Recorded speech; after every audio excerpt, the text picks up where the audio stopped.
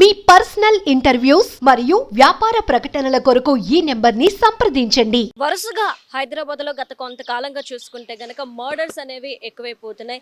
ఏదో ఒక రీజన్ తో చంపడం అనేది మనం ఎక్కువగా చూస్తున్నాము. ఈ రోజు చూసుకుంటే అంటే నిన్న అరౌండింగ్ 7:15 ఆ సమయంలో కూడా ఇక్కడ నవోదయ కాలనీ ఏదైతే ఎల్లారెడ్డిగూడ నవోదయ కాలనీలో కూడా ఒక మర్డర్ జరిగింది. ఇప్పుడైతే మనం ఆ బిల్డింగ్ లో ఉన్నాము. సో ఇది అనమాట మర్డర్ జరిగిన బిల్డింగ్. అసలు ఏం జరిగింది, ఎందుకు జరిగింది అనేది కూడా ఒకసారి చూద్దాము.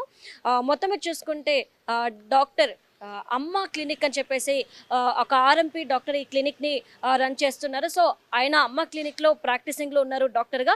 ఆయన భార్య డాక్టర్ వచ్చేసి ఉమామహేశ్వరరావు, ఆయన భార్య సుధారాణి అనమాట. వాళ్ళకి ఇద్దరు పిల్లలు కూడా ఉన్నారు, ఒక పాప ఒక కొడుకు. అయితే వీరు ఒకరు 7th క్లాస్ అలానే ఒకరు 8th క్లాస్ చదువుతున్నట్టు కూడా మనకు తెలుస్తుంది. ఇదే నేపథ్యంలో నిన్న పిల్లలు ట్యూషన్కి వెళ్ళిన టైంలో ఎవరు లేని టైం చూసి ఇటు పిల్లలు అయితే ట్యూషన్కి వెళ్ళారు, ఇటు హస్బెండ్ వచ్చేసి క్లినిక్కి వెళ్ళారు. ఈ టైంలో మర్డర్ అనేది జరిగింది. అంటే అతి తక్కువ గ్యాప్లో ఒక 30 to 45 మినిట్స్ ఈ చిన్నపాటి గ్యాప్లో ఇన్సిడెంట్ అనేది చోటు చేసుకుంది. ఇప్పుడు మనం అయితే పైకి వెళ్ళే ప్రయత్నం చేద్దాము, అసలు ఎలా జరిగింది ఏంటి అనేది.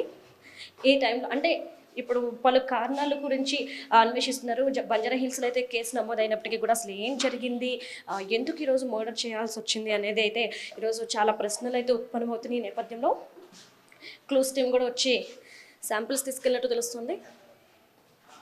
Please come. సో ఇదే అనమాట ఈ అపార్ట్మెంట్లో ఈ ఫ్లోర్లో ఇన్సిడెంట్ అనేది జరిగింది.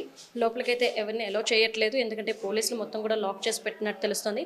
లోపలికి ఎవరు వెళ్ళడానికి వీల్లేదంటూ కూడా చెప్తున్నారు. ఇదే నేపథ్యంలో అయితే పిల్లలు ట్యూషన్కి వెళ్ళారు, హస్బెండ్ డాక్టర్ ఉమామహేశ్వరరావు కూడా హాస్పిటల్కి వెళ్ళిన టైంలో ఎవరు లేని టైంలో ఇదంతా జరిగినట్టయితే మనకు తెలుస్తుంది. ఆవిడకి స్టెథోస్కోప్తో గొంతుకి ఊరే వేసేసి ఆ తర్వాత కట్ చేసినట్టయితే తెలుస్తుంది, పీకనైతే కట్ చేసినట్టు తెలుస్తుంది. ఈ నేపథ్యంలోనే ఈ విధంగా ఆవిడ మరణించినట్టయితే మనకు సమాచారం అందుతుంది.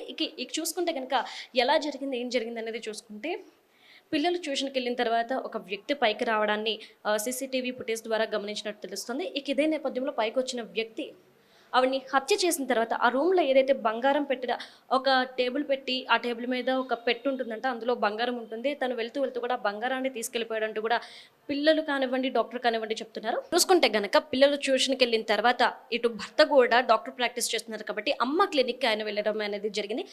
ఈ టైంలో దుండగుడు ఇట్లా రూమ్లోకి ఎంటర్ అవ్వడం జరిగింది. ఏదైతే కనిపిస్తుందో ఇదే ఆ ఇల్లు. అయితే ఎవరిని కూడా ఇప్పుడు ప్రస్తుతానికి పోలీసులు లోపలికి అలో చేయట్లేదు కాబట్టి మనం లోపలికి వెళ్ళలేకపోతున్నాము. చూసుకుంటే కనుక ఎవరు లేని టైంలో దుండగుడు రావడం అనేది, ఆవిడ్ని స్టెథోస్కోప్తో ఉరివేసి ఆ తర్వాత మెడ కట్ చేయడం అనేది జరిగింది. మెడ కట్ చేయడంతో ఆవిడ చనిపోయారు. చూస్తే పిల్లలు ట్యూషన్ నుండి వచ్చిన తర్వాత అమ్మేది అని చూస్తుంటే అమ్మ ఎక్కడ కనిపించలేదు. దీంతో పక్కింటి వాళ్ళకి వెళ్ళి ఏం అమ్మ లేదు అని చెప్పేసి అడిగితే వాళ్ళు మాకు తెలియదు, ఒకసారి పద చూద్దాం అనేప్పటికీ వచ్చి చూస్తే మంచం పక్కన ఆవిడ విగత జీవిగా పడి ఉంది.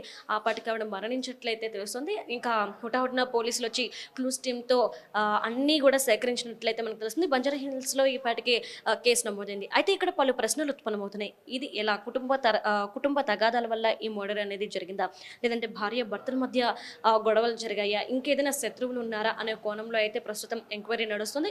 ఒక్కసారి మనం పరిశీలిస్తే కనుక బంగారం అనేది ఇంట్లో కూడా మిస్ అయినట్టు తెలుస్తుంది. ఒకవేళ దుండగుడు బంగారం కోసమే వచ్చాడా లేదంటే ఇంకేదైనా ఉద్దేశంతో వచ్చాడా అనేది అయితే ఇక్కడ తెలియాల్సి ఉంది.